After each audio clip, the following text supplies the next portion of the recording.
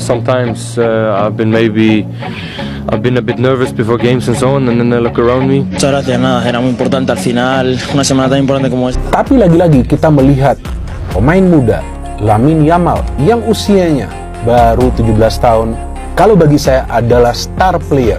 Total, ada 15 berlian Eropa eligible dinaturalisasi Timnas Indonesia era John Hartman, ada grade EPL dan Bundesliga. Inti listnya. Pelatih Timnas Indonesia asal Inggris, John Hartman, sudah bertolak ke Eropa untuk memantau para pemain abroad Garuda.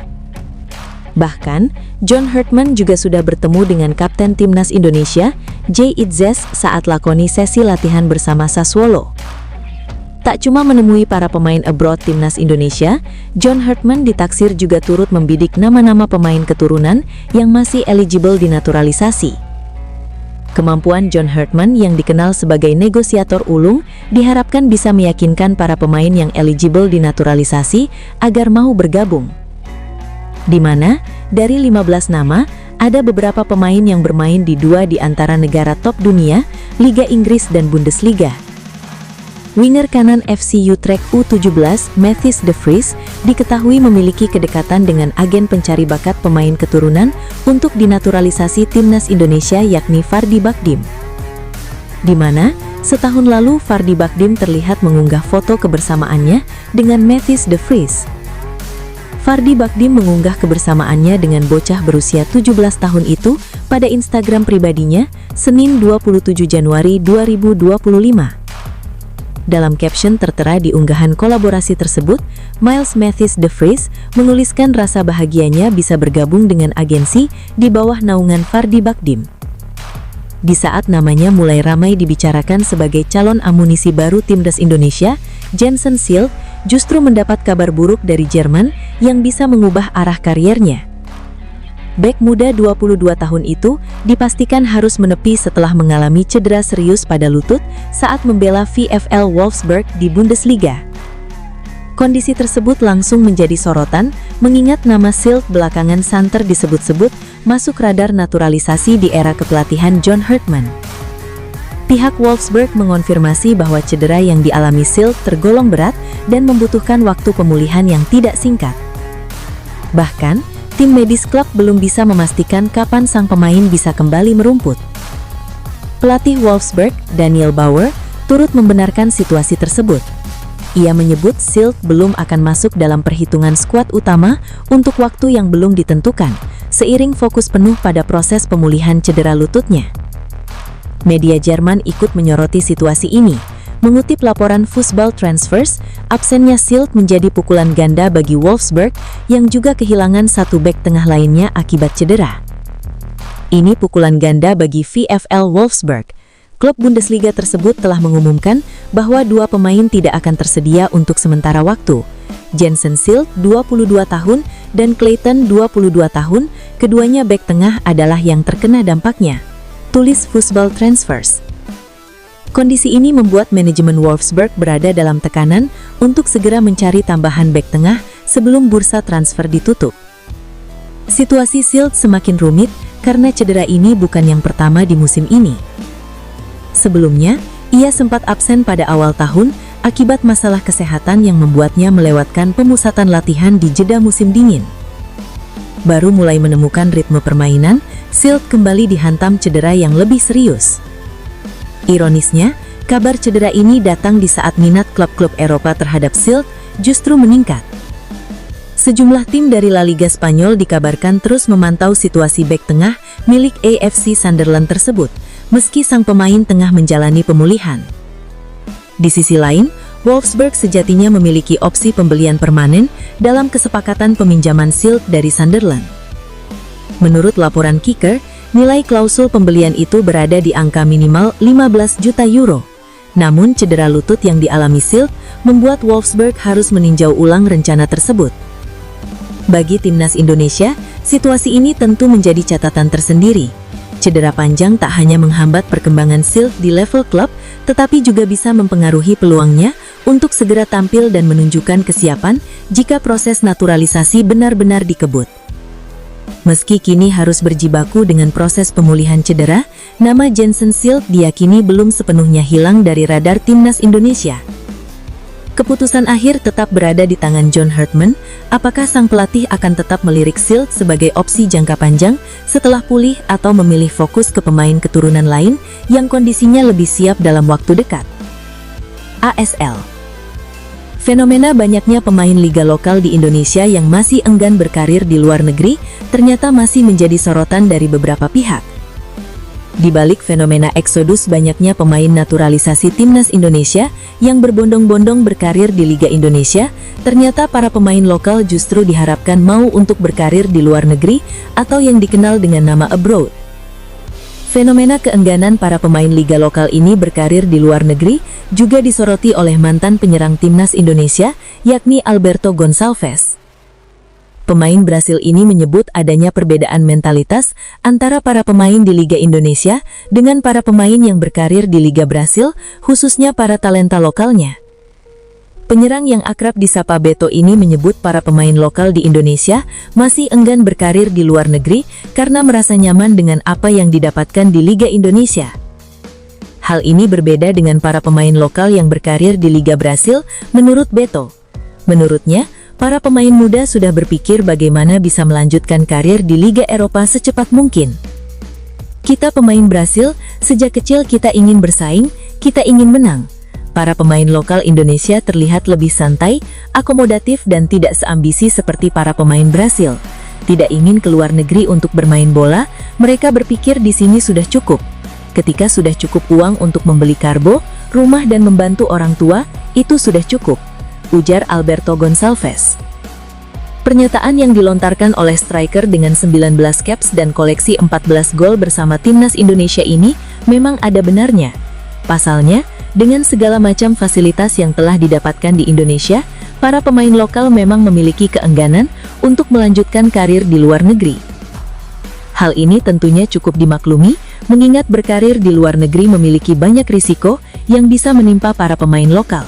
Mulai dari sulitnya persaingan dengan banyak pemain lain, hingga tak mampu beradaptasi dengan budaya di negara perantauan, membuat banyak pihak enggan mengambil risiko berkarir di luar negeri dalam jangka waktu yang lama. Namun, bukan berarti para pemain lokal Indonesia tak memiliki deretan pemain yang dianggap cukup memiliki karir yang baik di luar negeri. Salah satu nama yang dianggap memiliki karir yang cukup gemilang di luar negeri adalah Asnawi Mangkulaman. Mantan kapten timnas Indonesia ini memang sejak tahun 2021 sudah berkarir di luar negeri. Dirinya pernah membela beberapa klub di Liga Korea Selatan dan kini bergabung dengan klub raksasa Liga Thailand, Thaiport. Kisah sukses Asnawi Mangkulaman di luar negeri diharapkan bisa menginspirasi para pemain lainnya jika berkarir di luar negeri tak sesusah dan tak seburuk yang dikira. Penasihat senior pemimpin tertinggi Iran, Ayatollah Ali Khamenei, Ali Shamkhani, menyatakan Teheran akan menggempur Israel apabila Amerika Serikat atau AS menyerang Iran. Jika Amerika menyerang, kami akan menggempur Israel, kata Shamkhani, seperti dikutip kantor berita Iran IRNA Selasa 3/2. Shamkhani bicara demikian saat diwawancara oleh Al-Mayadain mengenai potensi serangan AS ke Iran. AS belakangan menyiagakan armada perang USS Abraham Lincoln dan jet-jet tempur di sekitar Iran. Pengerahan tersebut dilakukan menyusul demo berdarah Iran yang telah menewaskan ribuan orang. Presiden AS Donald Trump berjanji akan membantu rakyat Iran melawan kekerasan otoritas. Selain itu, Trump juga berniat menyetop pengembangan nuklir dan rudal balistik Iran. Mengenai potensi serangan AS, Shamkhani mengklaim Israel sudah pasti terlibat dalam operasi tersebut, mengingat kedua negara bersekutu dekat. Oleh sebab itu, serangan apapun yang diluncurkan AS ke Iran akan dibalas oleh Teheran, termasuk ke Tel Aviv. Israel dan Amerika Serikat bukanlah dua elemen berbeda. Mereka satu dan sama yang terbukti berdasarkan fakta dan realitas. Jika Amerika Serikat menyerang, Israel sudah pasti terlibat dan harus ditanggapi dengan sesuai, ujar Shamkhani. Pada kesempatan itu, Shamkhani juga bicara mengenai tuntutan AS soal uranium Iran. Ia menegaskan, Iran tak akan menyerahkan uranium lantaran pengembangan itu dilakukan demi kepentingan sipil. Meski begitu, ia menyatakan apabila AS memang begitu cemas soal uranium Iran, Teheran bisa mengurangi pengayaannya menjadi 20% dari semula 60%. Pengayaan 60% uranium kami bisa dikurangi jadi 20% jika mereka khawatir, tapi mereka harus menawarkan sesuatu sebagai imbalan, ucapnya. Hubungan Iran dan AS tegang sejak beberapa waktu terakhir. Trump telah mengultimatum Iran untuk kembali ke meja dialog dan membuat kesepakatan soal nuklir jika tak ingin diserang. Gedung Putih baru-baru ini menyatakan pembicaraan dengan Iran akan kembali dilanjutkan pekan ini. Negosiasi rencananya digelar di Oman pada Jumat 6/2. Ancaman AS tak mengendurkan nyali Iran untuk melawan. Alih-alih takut, Teheran kini mempersiapkan kekuatan tempurnya jika diserang AS. Salah satu kekuatan Iran yakni kemampuan rudal balik yang menjadi andalan jika terjadi pertempuran. Korps Garda Revolusi Islam Iran atau IRGC pada Rabu meresmikan pangkalan rudal bawah tanah baru. Pangkalan tersebut diresmikan selama kunjungan Kepala Staf Angkatan Bersenjata Iran, Abdul Rohim Musawi, dan Sayyid Majid Musawi, Komandan Divisi Dirgantara IRGC, menurut laporan Fars dikutip dari CGTN, Kamis. Kemampuan dan kesiapan operasional unit rudal IRGC dinilai selama kunjungan tersebut. Para komandan senior Angkatan Bersenjata Iran diberi pengarahan tentang kemajuan dan kesiapan unit strategis tersebut. Musawi mengatakan, di pangkalan tersebut Iran telah memperkuat daya pencegahannya dengan meningkatkan rudal balistiknya di semua dimensi teknis. Kami siap menghadapi aksi apapun dari musuh. Selain itu, setelah perang 12 hari dengan Israel pada Juni tahun lalu, kami telah mengubah doktrin militer kami dari defensif menjadi ofensif berdasarkan pendekatan pelaksanaan operasi skala besar dan sekilat lamban, sambil mengadopsi perang asimetris dan strategi militer yang menghancurkan. Pernyataan tersebut disampaikan di tengah ketegangan yang tetap tinggi antara Iran dan Amerika Serikat, mengingat peningkatan kehadiran militer Washington di dekat Iran. Pada Ahad, Musawi memperingatkan bahwa respons Iran terhadap kesalahan apapun oleh Amerika Serikat akan memicu perang regional, menurut kantor berita resmi IRNA. Kesalahan sekecil apapun akan memberi Iran kebebasan untuk bertindak, kemudian tidak ada orang Amerika yang akan aman, dan api di regional itu akan membakar Amerika dan sekutunya. Presiden Amerika Serikat Donald Trump mengatakan pada Rabu 4/2 bahwa Iran berusaha memulai kembali program nuklirnya setelah serangan AS yang dilakukan pada musim lalu. Mereka mencoba kembali ke lokasi itu. Mereka bahkan tidak bisa mendekatinya. Kehancurannya total, kata Trump dalam wawancara dengan NBC News. Pernyataan tersebut disampaikan di tengah persiapan Iran dan AS untuk menggelar perundingan terkait program nuklir Teheran pada Jumat di ibu kota Oman.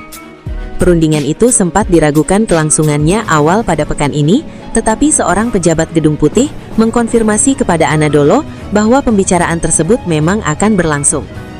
Iran pun menyatakan bahwa perundingan tetap akan dilanjutkan, dengan Menteri Luar Negeri Abbas Araghchi mengatakan bahwa perbincangan akan dimulai pada Jumat pagi. Sebelumnya media Amerika Axios melaporkan Washington telah memberitahu Iran bahwa pihaknya tidak akan menyetujui tuntutan untuk mengubah lokasi atau format perundingan yang dijadwalkan pada Jumat. Kita mengatakan kepada mereka bahwa pilihannya adalah ini atau sama sekali, dan mereka berkata, baik kalau begitu tidak sama sekali. Axios mengutip pernyataan seorang pejabat AS yang tidak disebutkan namanya. Sebelumnya media Iran melaporkan bahwa Iran dan AS dijadwalkan menggelar perundingan tidak langsung pada Jumat di Muscat dengan fokus pada isu-isu terkait nuklir. Sebelum Muscat, Istanbul sempat diusulkan sebagai lokasi perundingan, menyusul keberhasilan Turki dalam membantu meredakan ketegangan antara kedua negara. Axios mengutip pejabat tersebut, mengatakan bahwa jika pihak Iran bersedia kembali ke format awal perundingan, AS siap menemui pekan ini atau pekan depan. Namun kantor berita semi pemerintah Iran, Mehr, mengutip sumber yang mengatakan bahwa Washington berusaha mengangkat isu-isu di luar kerangka nuklir, termasuk masalah defensif. Rencana perundingan ini muncul di tengah meningkatnya ketegangan antara Washington dan Teheran yang dipicu oleh peningkatan kehadiran militer AS di Teluk Persia, serta ancaman aksi militer yang berulang kali dilontarkan oleh Trump.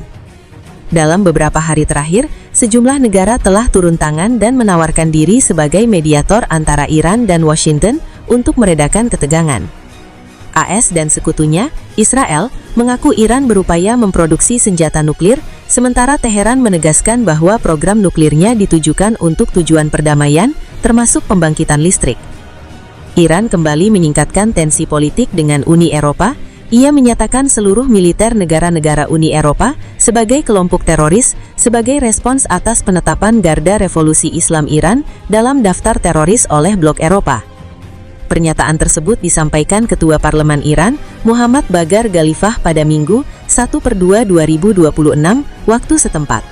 Ghalibaf yang juga mantan komandan IRGC, menyebut langkah Uni Eropa sebagai tindakan bermusuhan yang akan dibalas secara setimpal oleh Teheran. Eropa ingin menyenangkan tuannya Amerika dengan tindakan-tindakan ini, kata Ghalibaf kepada kantor berita Iran, ISNA, Selasa 3/2/2026. Langkah Iran itu merujuk pada Undang-Undang 2019 yang memungkinkan Teheran secara timbal balik menetapkan militer negara lain sebagai organisasi teroris. Aturan itu pertama kali digunakan setelah Amerika Serikat di bawah pemerintahan Presiden Donald Trump menjadi negara pertama di dunia yang memasukkan IRGC ke dalam daftar organisasi teroris. Uni Eropa sendiri mengambil keputusan tersebut pekan lalu, dipicu oleh penindakan keras aparat sekuritas Iran terhadap demonstrasi nasional. Pasukan keamanan, termasuk IRGC, dituding menggunakan kekerasan ekstrim terhadap para pendemonstran. Sejumlah organisasi hak asasi manusia memperkirakan ribuan orang tewas, sementara beberapa menteri luar negeri Uni Eropa bahkan menyebut potensi korban bisa mencapai puluhan ribu. Meski dinilai lebih bersifat simbolis karena sanksi luas terhadap IRGC telah lama berlaku, klasifikasi sebagai organisasi teroris tetap memicu kontroversi besar di Eropa dan memperdalam jurang hubungan diplomatik dengan Iran. Menteri Luar Negeri Iran, Abbas Araghchi, menyebut keputusan Uni Eropa sebagai kesalahan strategi serius yang akan berdampak negatif terhadap stabilitas regional dan hubungan internasional. Di dalam negeri, respons politik Iran juga ditunjukkan secara demonstratif. Sejumlah anggota parlemen mengenakan seragam IRGC saat sidang. Video yang beredar di media Iran menunjukkan para politisi meneriakan slogan seperti "Matilah Amerika" dan "Matilah Israel" dengan kepalan tangan terangkat. Sebagai bagian dari eskalasi diplomatik, Kementerian Luar Negeri Iran juga memanggil Duta Besar Uni Eropa di Teheran untuk menyampaikan nota protes resmi. Dalam pertemuan tersebut, Iran menilai keputusan Uni Eropa melanggar prinsip hukum internasional dan mencampuri urusan dalam negeri negara berdaulat. Pemanggilan duta besar ini menambah daftar panjang ketegangan diplomatik antara Teheran dan Bruksel yang dalam beberapa tahun terakhir sudah diwarnai isu program nuklir Iran, sanksi ekonomi, serta pelanggaran hak asasi manusia.